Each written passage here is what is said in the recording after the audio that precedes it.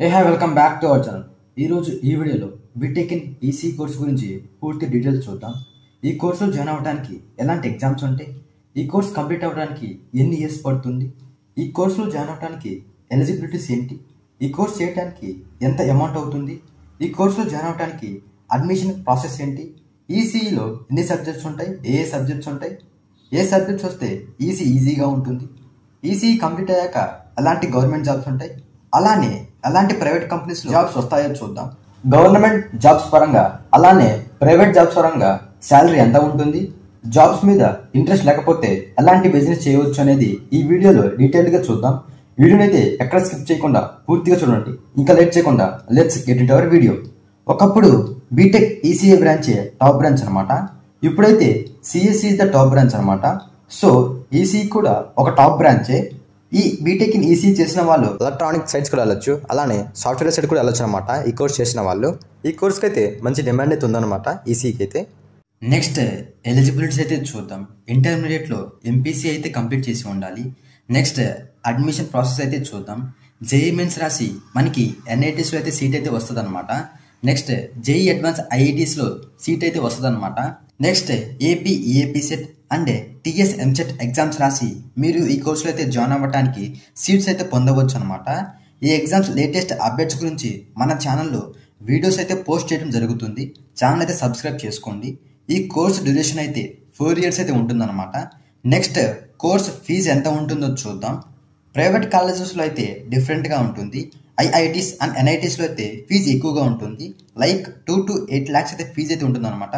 కొన్ని కాలేజెస్లో అయితే ఇంకా ఎక్కువే ఉంటుందన్నమాట. నెక్స్ట్ సిలబస్ అయితే చూద్దాం. ఫస్ట్ సెమిస్టర్ సిలబస్ ఏంటో చూద్దాం. Mathematics 1, applied physics, programming for problem solving, engineering graphics, programming for problem solving lab, environmental sciences, applied physics lab. Next second semester syllabus అయితే చూద్దాం. Mathematics 2, chemistry, basic electrical engineering, engineering workshop, English, engineering chemical lab, English language and communication skills lab, basic electrical engineering lab. Next second year first semester syllabus అయితే చూద్దాం. Electronic devices and circuits, network analysis and transmission lines, digital system design, signals and systems, probability theory and statistic process, electronic devices and circuits lab, digital system design lab, basic simulation lab, constitution of India. Next second year second semester syllabus అయితే చూద్దాం. Laplace transformers and numerical methods and complex variables, electromagnetic fields and waves, analog and digital communications, linear IC applications, electronic circuit analysis, analog and digital communications lab, IC application lab, electronic circuit analysis lab. Next third year first semester syllabus అయితే చూద్దాం. Microprocessors and microcontrollers, data communication and networks, control systems, business economic and financial analysis. Professional elective 1లో అయితే 3 subjects ఉంటాయి. Computer organisation and operating systems, error correcting codes, electronic measurements and instrumentation. ఈ 3 సబ్జెక్ట్స్లో ఒక subject అయితే choose చేసుకోవచ్చు. Next microprocessors and microcontrollers lab, data communication and networks lab, advanced communication and network lab, intellectual property rights. Next third year second semester syllabus అయితే చూద్దాం. Antennas and propagation, digital signal processing, VLSI design. Professional elective 2లో అయితే 3 subjects ఉంటాయి. Object oriented programming through Java, mobile communications and networks, embedded system design. 1 subject అయితే choose చేసుకోవచ్చు ఈ మూడిట్లో అయితే. Open elective 1, digital signal processing lab, ECAD lab, scripting languages lab, environmental sciences. Next fourth year first semester syllabus అయితే చూద్దాం. Microwave and optical communications. Professional elective 3లో అయితే 3 subjects ఉంటాయి అనమాట. Artificial neural networks, scripting languages, digital image processing. ఈ 3 సబ్జెక్టులో ఒక subject అయితే choose చేసుకోవచ్చు అనమాట మీరు. ప్రొఫెషనల్ ఎలెక్టివ్ 4లో అయితే biomedical instrumentation, database management systems, network security and cryptography. Open elective 4 professional practice law and ethics, microwave and optical communications lab, industrial oriented mini project, seminar, project stage 1.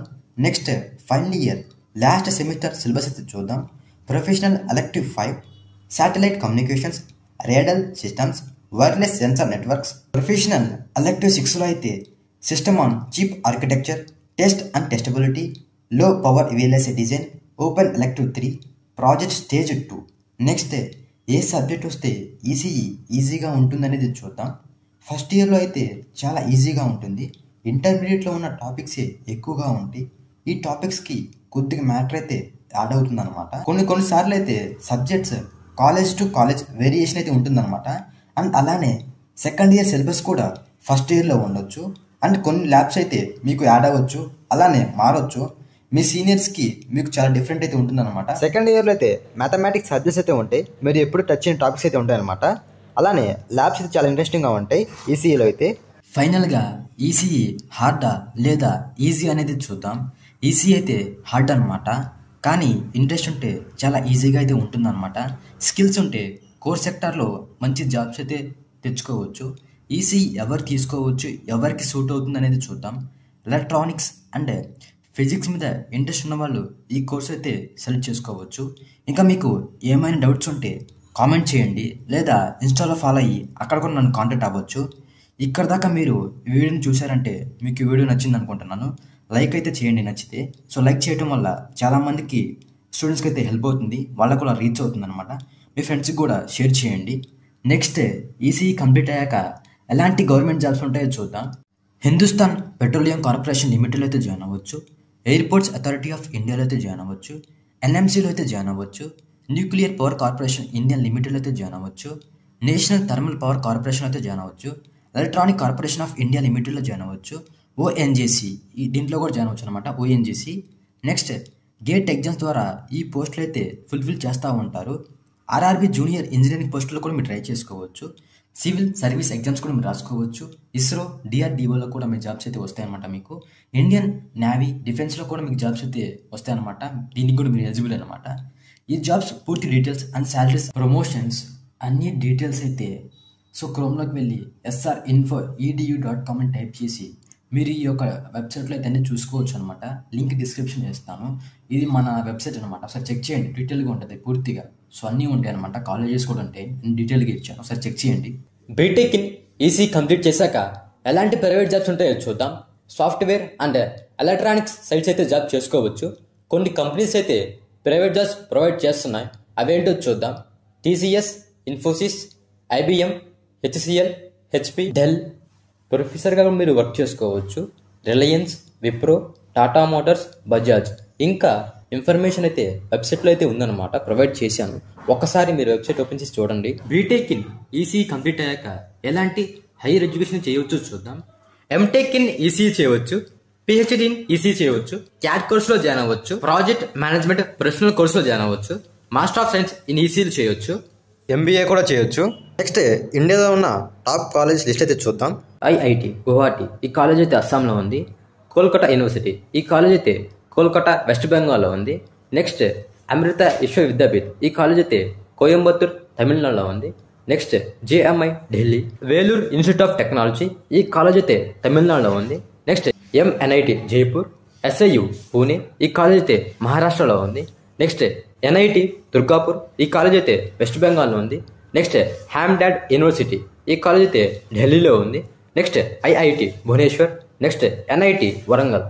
Next placements, jobs, salaries గురించి డీటెయిల్గా చూద్దాం. First ECE డిపార్ట్మెంట్కి placements ఎలా ఉంటాయో చూద్దాం. ఈ ఈసీఈలో IT sector and electronic sector గురించి డీటెయిల్గా స్టడీ అయితే ఉంటుంది. ఈసీఈ బ్రాంచ్ వాళ్ళు సాఫ్ట్వేర్ సెట్ ప్రతి ఒక్క కోడ్ని అయితే రన్ చేయగలరు. అండ్ ఎలక్ట్రానిక్స్ సంబంధించిన కోడ్స్ కూడా ఉంటాయి, లైక్ విఎల్ఎస్ఐ డిజైన్ అలాంటివి. ఇంకా చాలా లాంగ్వేజ్ అయితే ఉంటాయన్నమాట. ఇవన్నీ ఐటీ సెక్టర్కి సంబంధించినవి. ఈసీ బ్రాంచ్ వాళ్ళు ఐటీ సెక్టర్లో కూడా సెటిల్ అవ్వచ్చు. నెక్స్ట్ ప్లేస్మెంట్ విషయానికి వస్తే టాప్ ఎంఎన్సీ కంపెనీస్లో మీరు జాబ్ చేయడానికి ఎలిజిబుల్ అనమాట. 98% కంపెనీస్లో ఈసీ బ్రాంచ్ వాళ్ళు జాబ్ తెచ్చుకోవచ్చు. ఈక్వల్ టు సిఎస్సి బ్రాంచ్ అనమాట. వాళ్ళు ఏ కంపెనీస్లో జాబ్స్ చేస్తారో ఆ ప్రతి ఒక్క కంపెనీలో ఈసీ బ్రాంచ్ వాళ్ళు జాబ్స్ చేయవచ్చు. మీరు ఐటీ సెక్టర్లో సెటిల్ అవ్వాలంటే 4 to 5 లాంగ్వేజ్ అయితే నేర్చుకోవాలి.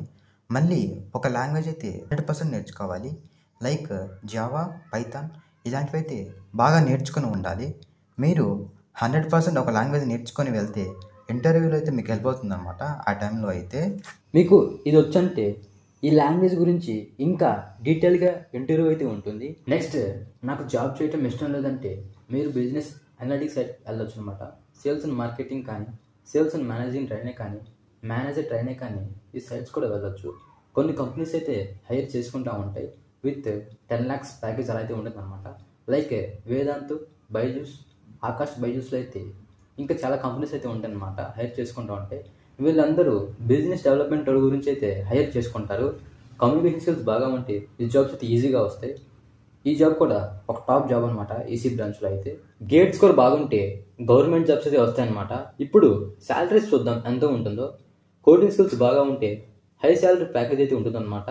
లైక్ 20 నుంచి 30 lakhs ప్యాకేజ్ అయితే ఉంటుంది. యావరేజ్గా అయితే 4 to 7 LP అయితే ఉంటుందన్నమాట. ఇప్పుడు కొన్ని నిజాలు అయితే మాట్లాడుకుందాం. మీరు కాలేజ్ ప్లేస్మెంట్స్లో జాబ్ తెచ్చుకోకపోతే మీ జీవితం మీకు అర్థం కాదనమాట. సో బయటకు వచ్చి జాబ్స్ ఎత్తుకోవటం అంటే చాలా కష్టంగా ఉంది ఈ రోజుల్లో అయితే. Next, college selection. మీకు టాప్ కాలేజెస్లో మీకు సీట్ రాకపోతే మీరు ఫ్యూచర్లో అయితే ఇబ్బంది పడతారు. మంచి కాలేజీలో జాయిన్ అయితే మంచి ప్లేస్మెంట్స్ అయితే ఉంటాయి. అలానే కొద్దిగా ఎక్కువ ప్లేస్మెంట్స్ అయితే ఉంటాయన్నమాట. ఈసీ బ్రాంచ్ వాళ్ళకి వేరే డిపార్ట్మెంట్స్ అయితే కాంపిటీషన్కి రానమాట. ఓన్లీ వాళ్ళ డిపార్ట్మెంట్ సంబంధించిన వాళ్ళు, లైక్ ఎలక్ట్రానిక్స్ మాత్రమే, వాళ్ళు మాత్రమే మీకు కాంపిటీషన్కి అయితే వస్తారనమాట. నెక్స్ట్ వేరే ఏ డిపార్ట్మెంట్ మీకు కాంపిటీషన్కి అయితే రాదనమాట. బీటెక్ బ్రాంచెస్ గురించి పూర్తి డీటెయిల్స్ మన ఛానల్ అయితే వీడియోస్ ఉన్నాయన్నమాట. ఒకసారి అన్నీ చూడండి. నచ్చినట్టయితే లైక్ చేసుకోండి, సబ్స్క్రైబ్ చేసుకోండి. Thank you for watching.